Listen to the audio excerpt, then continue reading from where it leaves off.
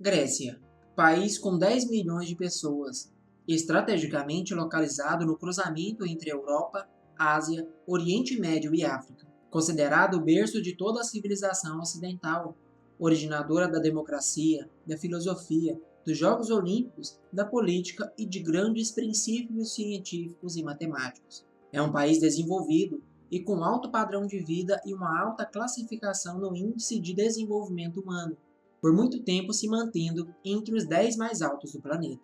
Porém, a partir de 2009 e início de 2010, o país se viu cercado por uma crise econômica que se estende até os dias atuais. Mas como isso aconteceu? O que causou a crise econômica na Grécia? Como a Grécia quebrou? É isso que vamos descobrir no vídeo de hoje.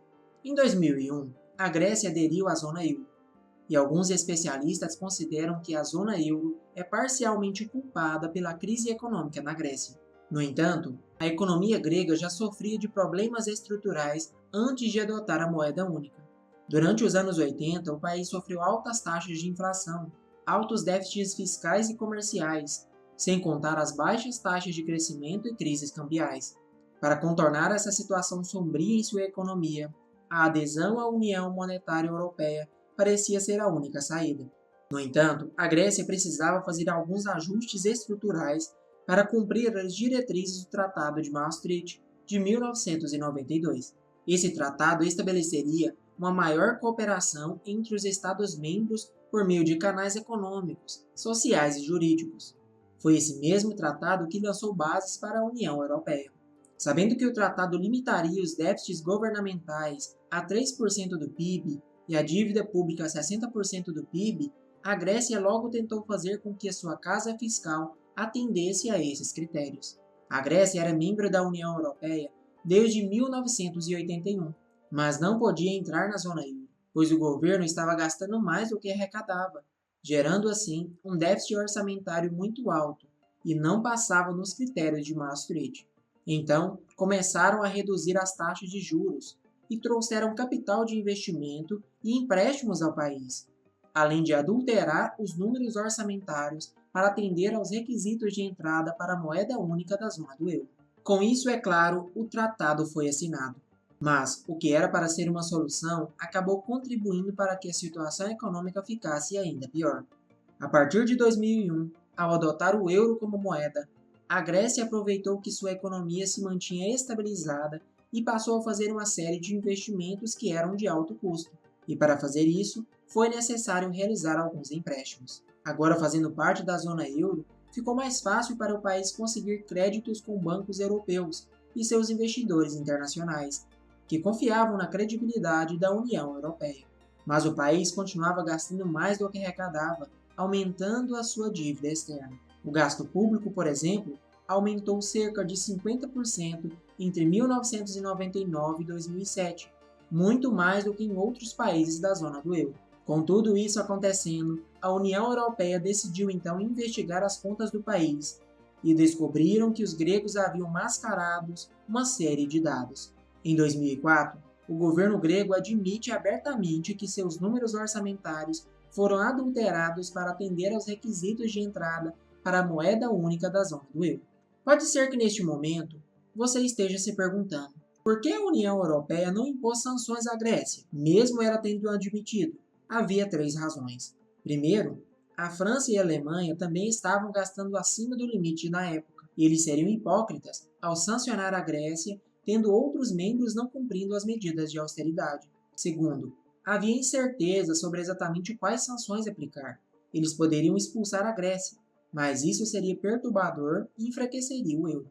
Terceiro, a União Europeia queria fortalecer o poder do euro nos mercados monetários internacionais.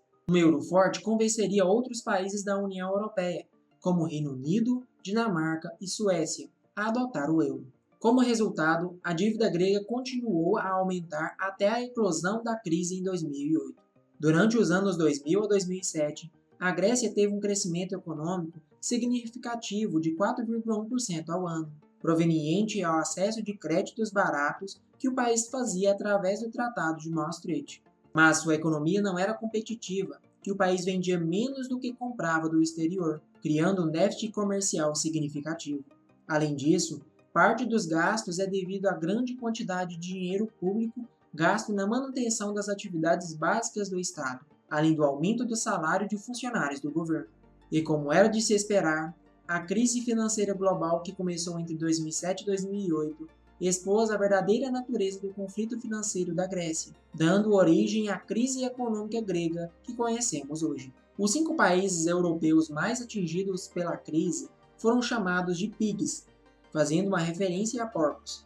São eles Portugal, Itália, Espanha e Grécia.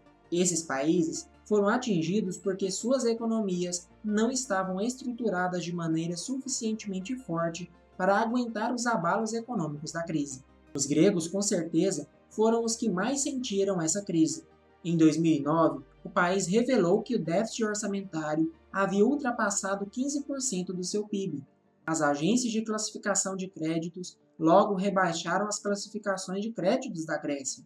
Isso fez com que os seus investidores se assustassem e aumentassem os custos de empréstimos futuros. À medida que o capital começou a secar, a Grécia enfrentou uma crise de liquidez, forçando o governo a buscar financiamento de resgate, que acabaram recebendo, mas com condições severas. Para receber os empréstimos, os credores exigiram que o país adotasse algumas medidas, chamadas de austeridade fiscal. Dentro dessas medidas estavam a redução de gastos públicos, cortes de direitos trabalhistas, redução de benefícios como aposentadoria e também de salários, aumento de impostos e demissões em massa em órgãos públicos. Com isso, a população grega entrou em choque, pois eram acostumados a viver com uma qualidade de vida maior.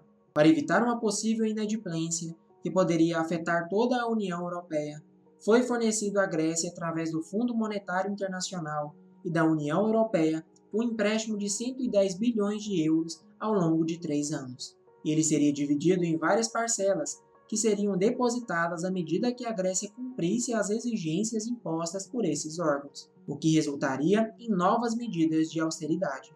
Essas medidas revoltaram a população, que foram às ruas em protesto. Muitas das manifestações acabaram em conflito com a polícia e geraram algumas mortes, o que ampliou a repercussão internacional sobre a crise. Mesmo com as manifestações, as medidas de austeridade foram cada vez mais severas, pois o governo não conseguia pagar as parcelas das dívidas. Para se ter uma ideia, o desemprego no país chegou a atingir em 2012 a média de 25,7%. A Grécia chegou a anunciar, em abril de 2012, o perdão recebido de cerca de 106 bilhões de reais em dívidas junto ao setor privado, mas viu seu déficit ainda muito alto e sua dívida total crescer graças aos empréstimos adquiridos. Com o fornecimento de um segundo resgate de 240 bilhões de euros em fundo de emergência fornecido pelo FMI, só deram à Grécia um dinheiro que seria suficiente para pagar os juros de sua dívida e manter os bancos capitalizados. A União Europeia não teve escolhas a não ser apoiar os gregos financiando o resgate. Caso contrário, enfrentaria as consequências de a Grécia sair da zona do euro ou dar um calote. Em 2014, a economia do país parecia estar se recuperando, pois cresceu 0,7% naquele ano. O governo até vendeu títulos com sucesso e equilibrou o orçamento. Mas em 2015, o governo grego perde o prazo de pagamento no valor de 1,6 bilhão de euros ao FMI, quando seu resgate expirou em 30 de junho daquele ano, tornando-se o primeiro país desenvolvido a deixar de pagar o fundo. O primeiro-ministro Alexis Tsipras, para conter a fuga de capitais, havia anunciado anteriormente controles de capital de emergência, limitando os saques bancários a 60 euros por dia. Em 15 de julho daquele mesmo ano, o parlamento grego aprovou as medidas de austeridade. Caso contrário, não receberia o empréstimo da União Europeia de 86 bilhões de euros. O Banco Central Europeu concordou com o FMI em reduzir a dívida da Grécia. Prolongou os prazos, reduzindo o valor presente líquido. A Grécia continuaria devendo a mesma quantia, mas poderia pagá-lo durante um período de tempo mais longo. Em 2017, a Grécia conseguiu até emitir títulos pela primeira vez desde 2014. Apesar das medidas de austeridade, muitos aspectos da economia da Grécia ainda são problemáticos. Os gastos do governo representam 48% do PIB, enquanto os resgates da União Europeia contribuem com cerca de 3%.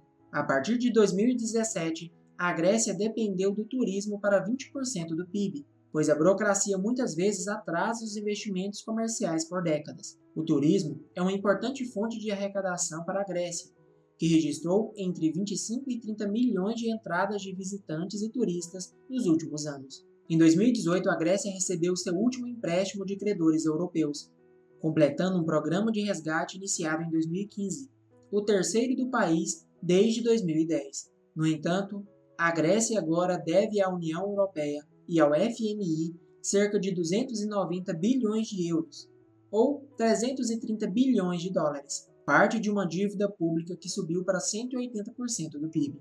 Para financiar essa dívida e sair dessa situação, a Atenas se compromete a manter um superávit orçamentário até 2060, aceita a continuidade da supervisão financeira da União Europeia e impõe medidas adicionais de austeridade.